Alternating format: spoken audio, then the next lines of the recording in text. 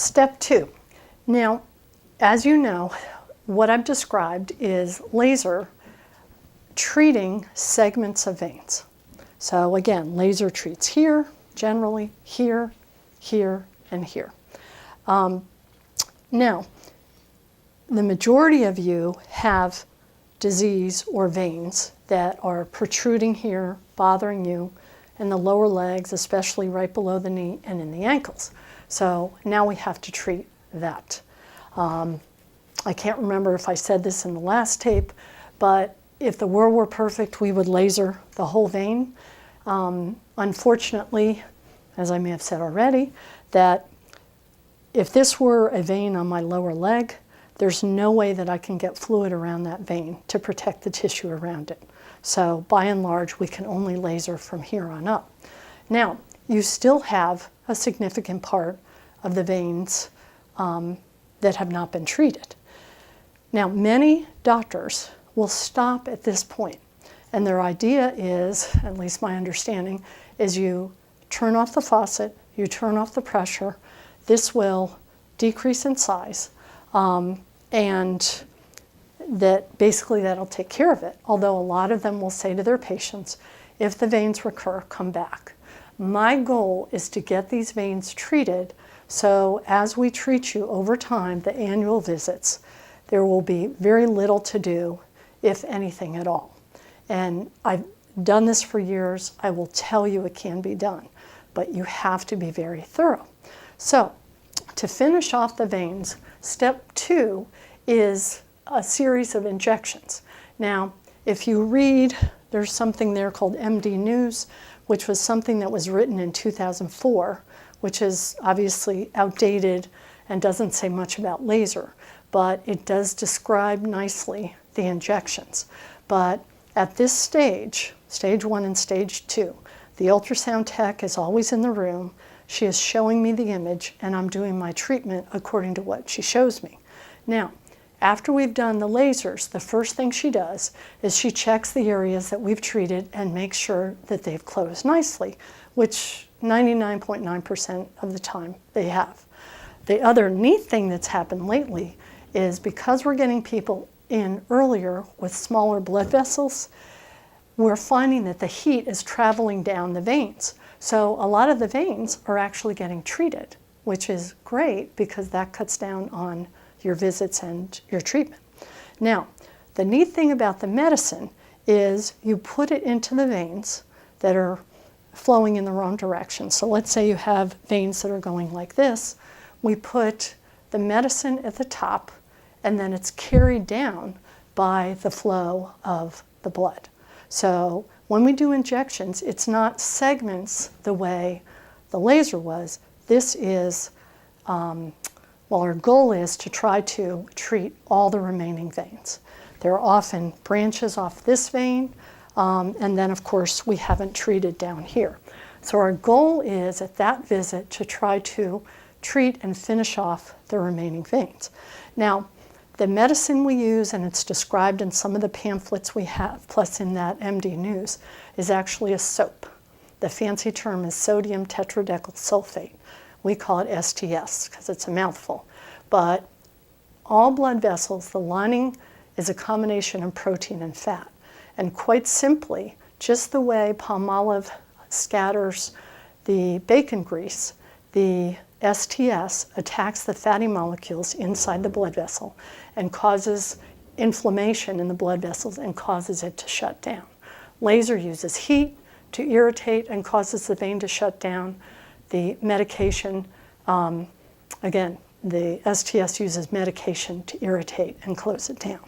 So they do the same thing, they just work in different ways. Now, this medicine was invented in Germany in 1930, so it's been around for 83 years, which is a long time, and it has never caused any problems with organs, liver, kidney, etc., no long-term side effects. It's extremely safe. So we use that medicine, and as I'm doing it, I'm looking at your vein on the monitor, and I'm estimating, based on the size and the complexity of your problem, how much medicine that I need to use. Now, I describe myself as cautiously aggressive. My goal is to get as many of those veins closed down because I know you want this done. But if I cross the line, I can't go back. So I would rather err on the side of caution and have to bring you back in and just do a little bit more medicine. Now, you may be mad at me, you may leave mad, but I'm always going to do what's right for you medically. So those injections are done with the needles sort of like before. Again, that's not very good. Sorry. My drawing is deteriorating. But it's a very small needle. Now again, it's a needle, so you won't love it. But those treatments also are 15 to 20 minutes, not many injections. Ultrasound tech is there. Now, afterwards, this is when I get friends back because you don't need to wear hose after these treatments. So everybody is thrilled. From here on in, the only time that you need to wear hose is when you drive more than 2 hours or when you fly. And really, all of us should do that because whenever you're sedentary, the blood is pooling, whether you're sitting, especially when you're sitting, and when the blood pools, that's when it tends to clot. So for the rest of your life, you're going to wear these hose. But after this treatment, and by that I mean when you travel, but after this treatment, you don't wear hose. Now, every doctor does things differently. There are many ways to skin a cat, but this is my suggestion. I've tried it all different ways, and I've never found that the hose make any difference. Now, in terms of the pre-op instructions for these are the same as before any of the treatments in terms of the fluid, the food, etc. Usually you do not need Xanax before these, so you can drive yourself here, drive yourself home. Afterwards, you don't have a specific regimen in terms of Tylenol, Advil, etc. It's just whatever you need as needed. You can put ice on the leg if you need to.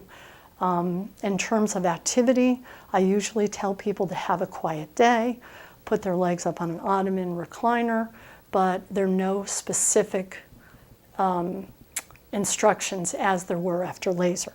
Now, if you need to, you can get up and about.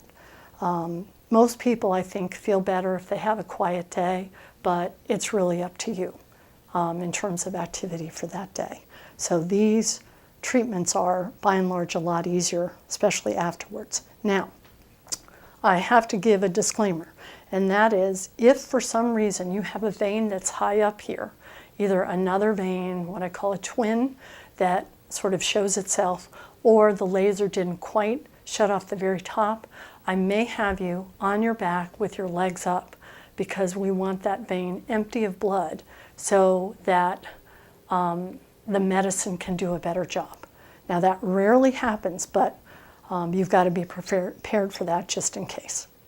So that's what you need to do after those treatments. Step 2, we've already talked about the laser and about how that gets segments. Now we need to finish up the veins that remain that we have not treated with laser. Now, these are done with injections. The medicine I talked about already, but the point that I didn't emphasize is that these are ultrasound-guided injections. Now, when I tell people I'm going to do injections, they instantly say, oh, you're doing sclerotherapy. I had that done before. It doesn't work. Now, sclerotherapy is really a general term that's sort of been misused, but sclero means to sclerose, and that means to scar down. So when you perform sclerotherapy, you put medication into the vein,